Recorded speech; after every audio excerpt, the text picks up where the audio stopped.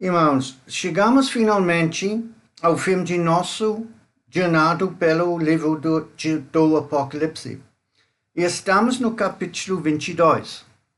Vamos então ler o capítulo 22. Então o anjo me mostrou o rio da água da vida, que translúcido como cristal fluía do trono de Deus e do Cordeiro, e que passa no meio da rua principal da cidade. De uma e outra margem do rio estava a árvore da vida, que produz 12 frutos de mês em mês, e as folhas da árvore servem para a cura das nações. E nunca mais haverá maldição. Nela estará o trono de Deus e do Cordeiro, e os servos do Senhor o servirão. Elas contemplarão a sua face, e o seu nome estará sobre as frontes dos seus servos. Assim já não haverá noite, nem necessitarão eles da luz dos candelabros, nem da luz do sol, pois o Senhor Deus os iluminará, e eles reinarão para todo o sempre. Então o anjo me afirmou: estas palavras são absolutamente dignas de confiança e verdadeiras. O Senhor, o Deus dos Espíritos dos profetas, enviou o seu anjo para revelar aos seus servos os acontecimentos que em breve se realizarão. Eis que venho em breve. Bem-aventurado aquele que atende às palavras da profecia deste livro. Eu, João, sou quem ouviu e anteviu todos esses acontecimentos. Quando os vi e ouvi, prostrei-me aos pés do anjo que os revelava a mim, a fim de adorá-lo. Entretanto, ele me admoestou: olha, não fazes isso. Eu sou conservo teu, dos teus irmãos, os profetas, e de todos os que guardam as palavras deste livro. Adora, pois, a Deus. E acrescentou: não ocultes as palavras da profecia deste livro, porquanto o tempo se aproxima rapidamente. Ora, quem é injusto, continue na injustiça. Quem é mundano, continue na impureza. Nem mas que é justo, firme-se na prática da justiça, e quem é santo, continua a buscar a santificação. Eis que venho sem demora, e trago comigo o galardão que tenho para premiar a cada segundo as suas obras. Eu sou o Alfa e Ômega, o primeiro e o derradeiro, o princípio e o fim. Bem-aventurados todos os que lavam as suas roupas no sangue do Cordeiro, e assim ganham o direito à árvore da vida, e podem entrar na cidade através dos seus portais.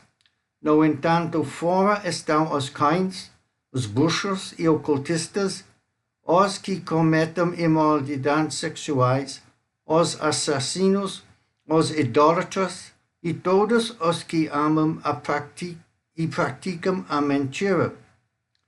Eu, Jesus, enviei o meu anjo para vos entregar este testemunho em relação às igrejas.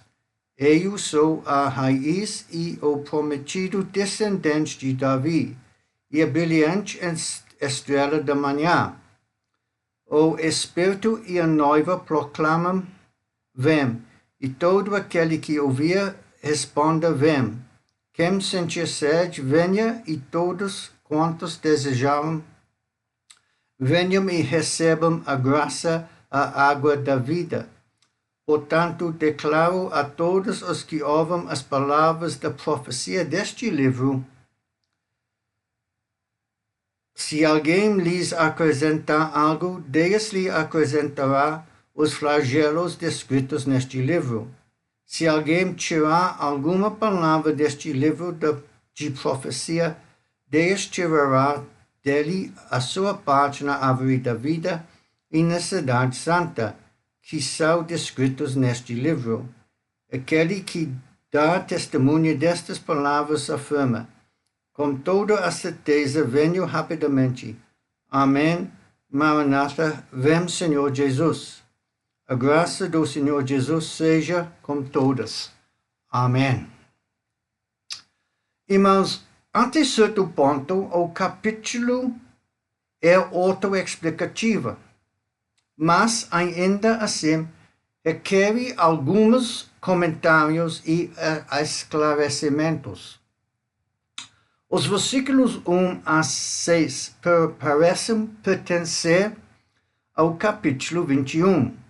No entanto, as palavras "então o anjo me mostrou" indicam que se trata de um novo aspecto da visão, à medida que a intenção de João e a nossa é direcionado do exterior do Novo Jerusalém para o seu interior. E é aqui que nós deparamos com algumas dificuldades. O versículo 1 é realmente autoexplicativo. João vê um rio que fluía do trono de Deus e do Cordeiro. Aqui, pela primeira vez no Apocalipse, temos apenas um trono, o trono de Deus e do Cordeiro, em vez de dois, o trono de Deus e o trono do Cordeiro. Como eu disse em nosso último estudo do Apocalipse, após o fim do milênio, o reinado de Cristo como rei da casa de Davi chegará ao fim e o Deus Trino reinará em unidade. Deus Pai, Deus Espírito Santo e o Deus Homem. Deus Filho e Filho de Deus. Reinarão em unidade como um só. Parece que o homem Cristo Jesus será para sempre conhecido como o Cordeiro de Deus. A descrição de João sobre a Nova Jerusalém nos remete ao Jardim do Éden, pois há uma grande semelhança entre o interior da cidade e o Jardim do Éden. Gênesis capítulo 2, versículo 10, diz que um rio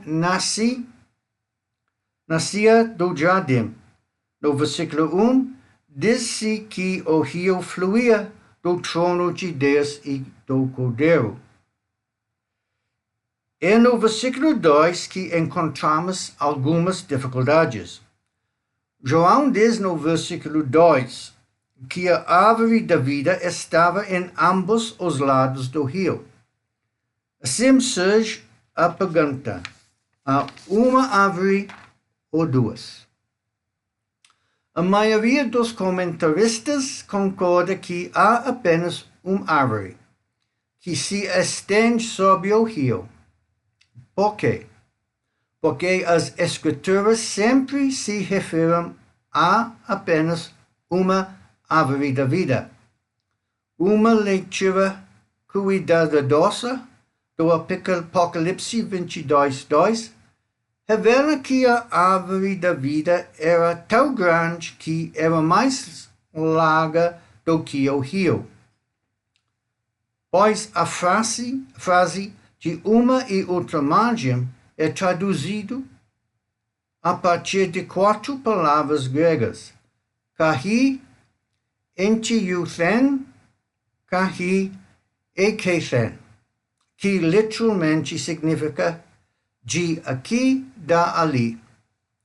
Uma tradução literal seria de um lado e do outro do rio estava a árvore da vida. Isso sugere que a árvore da vida se estende por toda a largura do rio da vida. Tendo resolvido essa aparente dificuldade, deparamos-nos imediatamente com outra. João diz que a árvore produz 12 frutos de mês em mês, e as folhas da árvore servem para a cura das nações. Então, imediatamente surgem várias perguntas.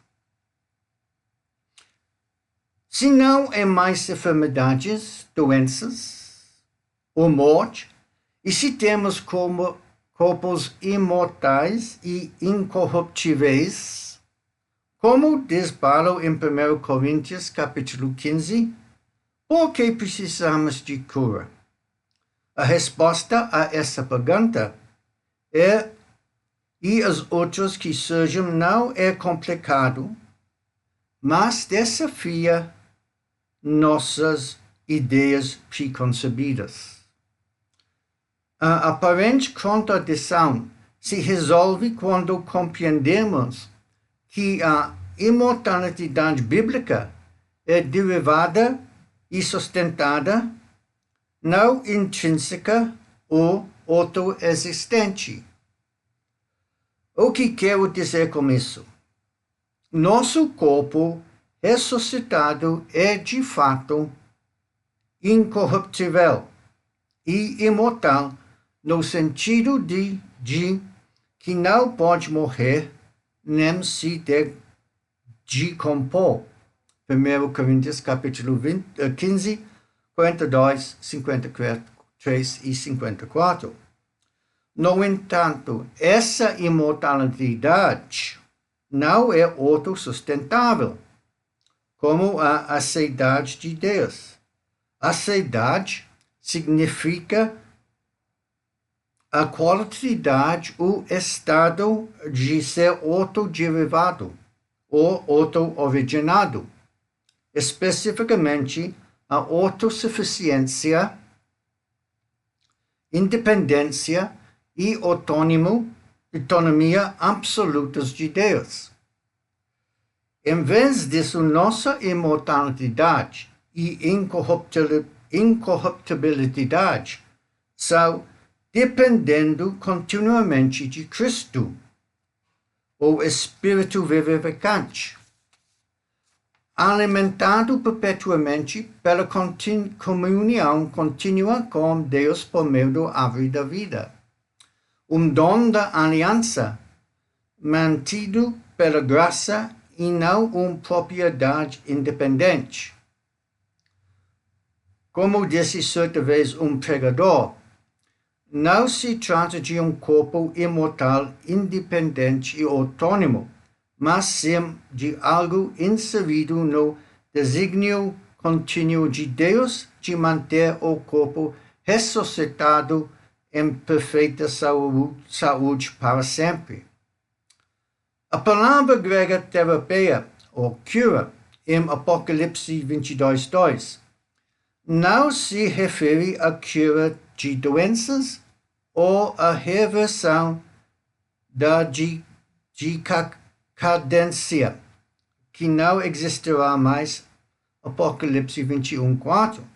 Em vez disso, significa integridade e plenitude, o enriquecimento e a vitalidade perpétuas da vida ressuscitada.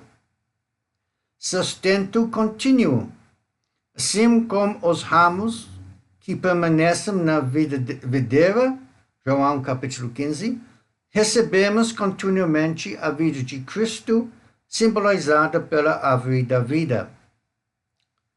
Mas você pode me dizer, espera um pouco. Diz João em 1 João capítulo 3:2, ainda não se manifestou o que havemos de ser. Todavia, sabemos que quando ele se manifestar, seremos semelhantes a ele, pois o veremos como ele é. Esse é um ponto observação pertinente e parece contradizer o que acabei de dizer. Mas, na verdade, reforça a coerência da esperança bíblica. O segredo está em distinguir em que aspectos seremos semelhantes a Ele e o que permanece exclusivamente seu. O que ser semelhante a Ele significa e o que não significa. Primeiro, semelhante moral e gloriosa, não identidade ontológica. Quando João diz seremos semelhantes a Ele, ele quer dizer que compartilharemos da perfeição moral, da justiça e da humanidade glorificada de Cristo. Não de sua autoexistência divina. Paulo deixa isso claro em Filipenses capítulo 3, versículo 21. Cristo transformará nossos corpos humilhados, tornando-os semelhantes ao seu corpo glorioso.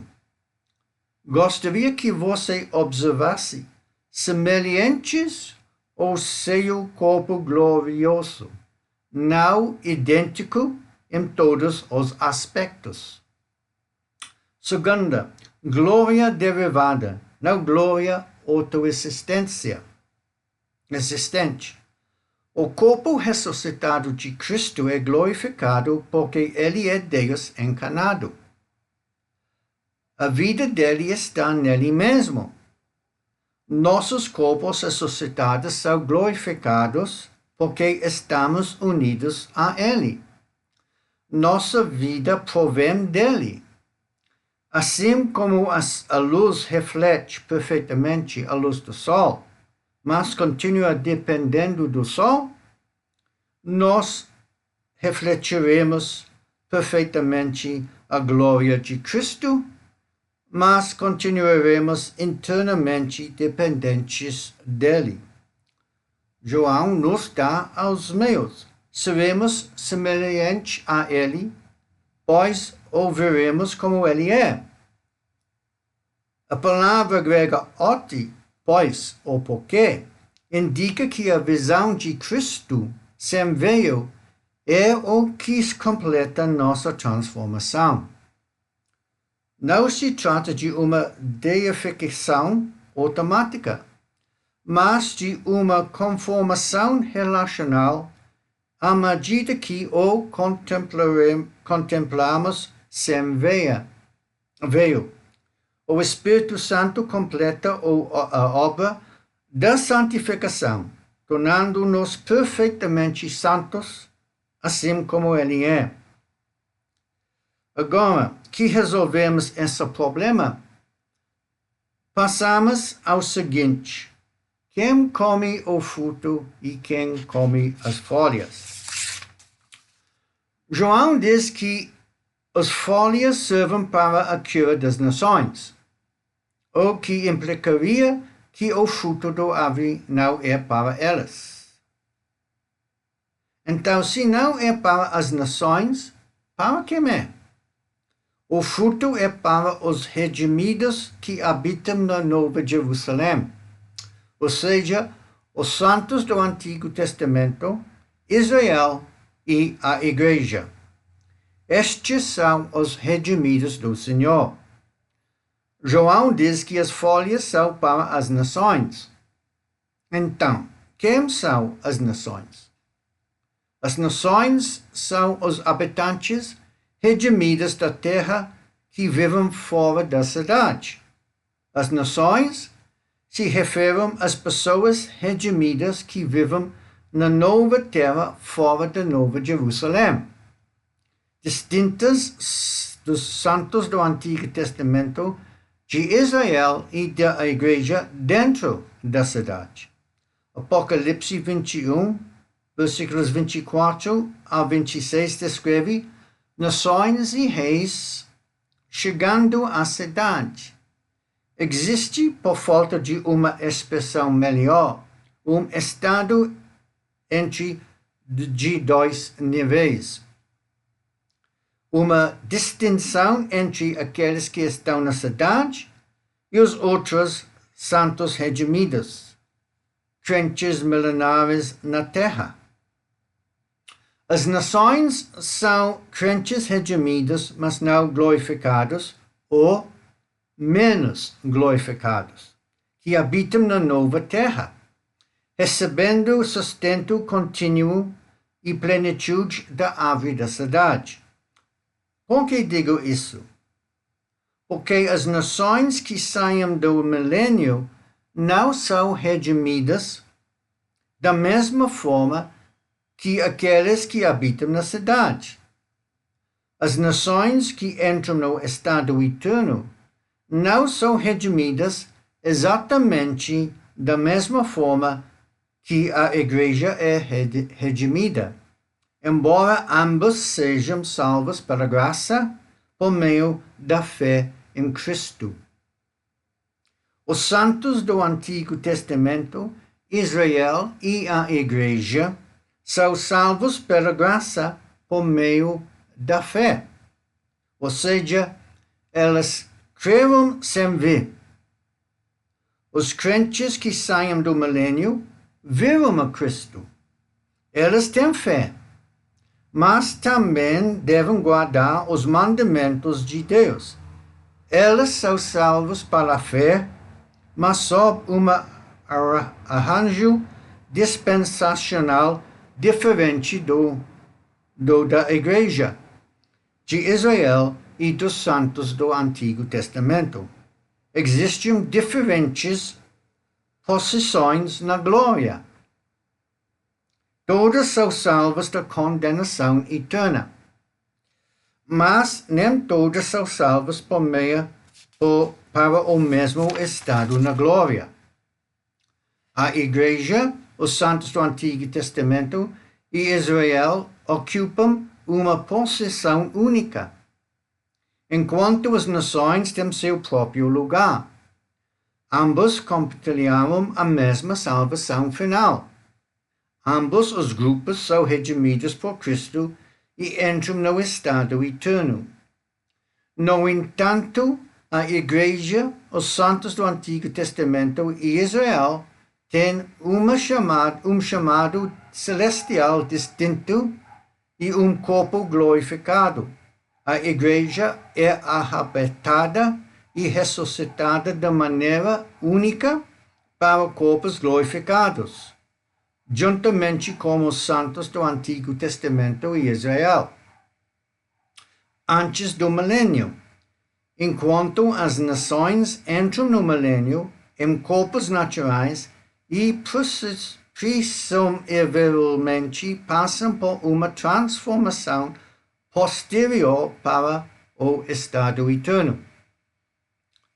No versículo 3, mais uma vez temos a garantia de que a maldição pronunciada no jardim do Éden sobre a humanidade e a criação por causa do pecado será eliminada. Embora João esteja se referindo a Nova Jerusalém neste versículo, isso também se aplica a toda a nova terra, conforme foi afirmado nos capítulos anteriores. A razão pela qual não há maldição é porque o trono de Deus e do Cordeiro está na Nova Jerusalém. Os habitantes da Nova Jerusalém servirão aquele que é Deus Trino, eles verão a sua face e terão o seu nome na testa. Assim como as adoradoras do Anticristo tinham o seu número na testa, as adoradoras do Senhor terão o seu nome na testa. Gostaria apenas de dizer aqui que, embora João esteja aqui se concentrando na Nova Jerusalém, em seus e seus habitantes, as nações que vivem fora da Nova Jerusalém também verão a face do Senhor e o servirão. O capítulo 21, versículos 24 e 26 diz que os reis das nações trarão sua glória e honra para a Nova Jerusalém, embora aparentemente elas não tenham o nome do Senhor na testa. No versículo 5, João nos diz novamente que não haverá noite na Nova Jerusalém e que não haverá necessidade do sol nem de qualquer outra forma de luz, pois Deus lhe dá luz, e que os habitantes da Nova Jerusalém reinarão com Deus para toda o sempre. No versículo 6, o anjo volta a falar com João, assegurando-lhe que estas palavras são absolutamente dignas e verdadeiras de confiança. O Senhor, o Deus dos espíritos dos profetas, enviou o seu anjo para revelar aos seus servos os acontecimentos que em breve se realizarão. A expressão em breve neste versículo significa que em breve se cumprirão. O anjo assegura ao João que o mesmo Deus que falou por meio dos profetas enviou seu anjo a João para mostrar a ele e aos seus servos o que em breve acontecerá. Isso tem o objetivo de ser grande encorajamento para os leitores de João quanto ao rápido cumprimento de tudo o que foi revelado. No versículo 7, a voz do Senhor Jesus parece assegurar a João que ele virá em breve e que aqueles que guardam ou deram ouvidos a palavras da profecia serão abençoados. No versículo 8, João garante aos seus leitores que viu e ouviu tudo o que escreveu. João fica tão impressionado com o que viu e ouviu que mais uma vez comete o erro de se prostrar diante do anjo. O anjo repreende João novamente e diz-lhe que é servo de Deus, assim como ele. O anjo então diz a João para não ocultar as palavras da profecia deste livro, porquanto o tempo se aproxima rapidamente. Isso é o oposto do que foi dito a João no capítulo 10, versículo 4, quando ouviu os 7 trovões falaram. O conteúdo específico dos 7 trovões estava oculto. Era para ser uma coisa secreta, pertence a Deus, ou possivelmente para significar que certos detalhes do fim dos tempos não devem ser totalmente revelados. O versículo 11 parece ser fatalista, mas refletindo melhor, a exortação enfatiza a iminência do retorno de Jesus e a necessidade de escolhas imediatas.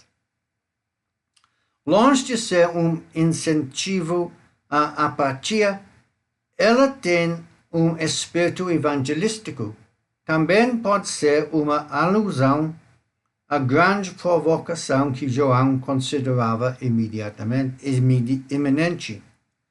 Para os infiéis e os ímpios, essa apenas será uma profunda confirmação de sua escolha, enquanto que para os fiéis serviria como alerta sobre a necessidade de se protegerem contra a apostasia.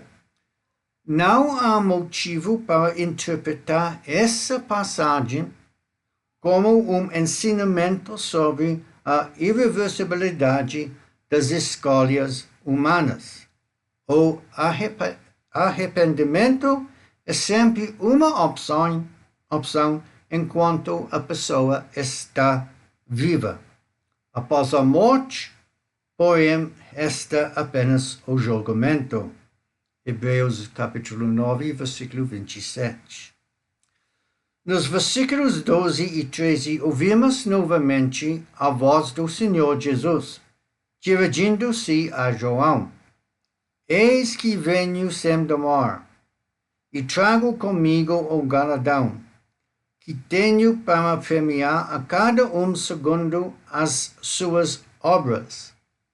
Eu sou o Alfa e o Ômega, o primeiro e o derradeiro,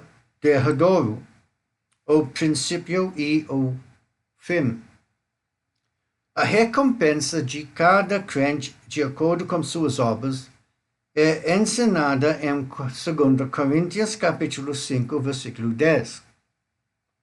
No entanto, a menção de Jesus que ele virá em breve não deve ser interpretada como uma referência ao arrebatamento. O foco do livro do Apocalipse é a tribulação, com os últimos capítulos referindo-se ao milênio e ao estado eterno. A menção de Cristo que ele virá em breve deve ser visto em conjunto com a sua segunda vinda no final da tribulação. Versículo 15. João já deixou claro que nenhum idólatra poderá jamais entrar na cidade, mas apenas aqueles cujos nomes estão no livro da vida do Cordeiro. Não há dúvida de que tais pessoas não serão admitidas pelas portas da cidade santa, mas estarão no lago de fogo. Capítulo 20, 15. Mas o problema diz respeito ao que parece ser a exclusão delas da cidade no momento em que João escreveu. Elas estão fora agora. A cidade é futura e não deve ser identificado como a igreja histórica atual. Somente em sentido escatológico se pode afirmar que a nova cidade existe no presente. Visto que o cumprimento do versículo 14 está no futuro, o tempo do versículo 15 também é, naturalmente, futuro. A palavra fora é simplesmente uma figura de linguagem que se coaduna com toda a imagética da cidade santa. Significado: exclusão. Esta forma da cidade significa estar no lago de fogo. No versículo 16, Cristo fala novamente. Eu, Jesus, enviei o meu anjo para vos entregar este testemunho em relação às igrejas.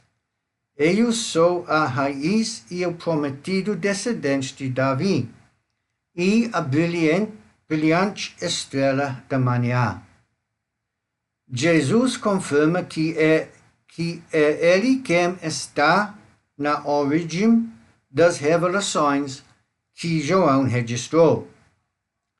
Esta era a primeira vez que a palavra igreja aparece desde as cartas aos 7 igrejas. Cristo, então, atribui a si mesmo esse duplo título. Ele é a raiz e a descendente de Davi, conforme foi predito há muito tempo pelos profetas, e é a estrela brilhante, a estrela da manhã. A estrela da manhã antecede o brilho pleno da luz do sol. Versículo 17. As duas primeiras frases constituem apelo evangelístico, mas expressam o anseio do Espírito Santo e da noiva, os habitantes da cidade santa, pelo retorno de Cristo. No versículo 20, João nos apresenta a resposta do Senhor Jesus com toda a certeza: venho rapidamente. Os membros das congregações local na época de João se unem ao convite para que Cristo retorne.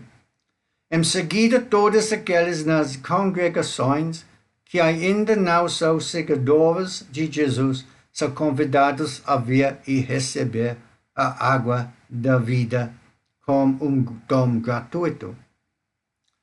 Versículos 18 e 19. Esses versículos não devem ser interpretados como uma advertência contra acrescentar ou tirar qualquer coisa da Bíblia. Elas constituem, antes de tudo, uma forte advertência aos falsos profetas, para que não alterem o sentido da profecia de João neste livro, seja no texto, seja em seu ensinamento moral e teológico. Tão grave é o perigo contra o qual ele adverte, que João afirma que aqueles que ensinam em contradição com a mensagem do Apocalipse não apenas perderão qualquer direito à salvação na Cidade Santa, mas também sofrerão os julgamentos divinos, pragas, infligidos aos adoradores da besta. Versículo 20. Esta é a terceira afirmação no capítulo 22 sobre o retorno iminente de Jesus e talvez a resposta ao clamor de saudade do versículo 17. João responde à declaração do Senhor Jesus dizendo: Amém, Maranatha, vem, Senhor Jesus. Essas palavras fervorosas faziam parte da liturgia da igreja primitiva. A expressão vem, Senhor Jesus é equivalente ao aramaico Maranatha. Veja 1 Coríntios, capítulo 16, versículo 2. Vem, ó Senhor. Versículo 21. A graça de nosso Senhor Jesus Cristo seja com todos. Amém. Uma conclusão como esta é totalmente apropriada para esta mensagem profética, dirigida à igreja primitiva e a todo o corpo de Cristo. Nada menos do que a graça de Deus é necessária para que sejamos vencedores e entremos triunfalmente na cidade de Deus, onde reinaremos com Ele para todo sempre. Irmãos, deixa-me orar por vocês. Nosso Pai Celestial, agradecemos-te porque a tua palavra é firme e segura. Agradecemos-te por podermos depositar nossa confiança nela, sabendo de que tudo o que a tua palavra diz se cumprirá. Agradecemos-te pela promessa que temos da vida eterna por meio de Jesus Cristo, nosso Senhor, e pela certeza de passar a eternidade contigo no Novo Jerusalém. Agradecemos por nos teres chamado para fazer parte da tua igreja e, portanto, não passaremos pela tribulação, mas seremos arrebatados por esta contigo. Pai, eu oro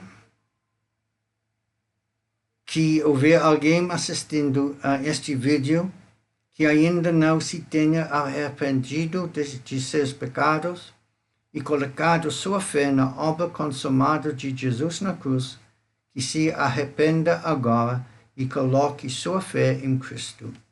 Em nome de Jesus eu oro. Amém.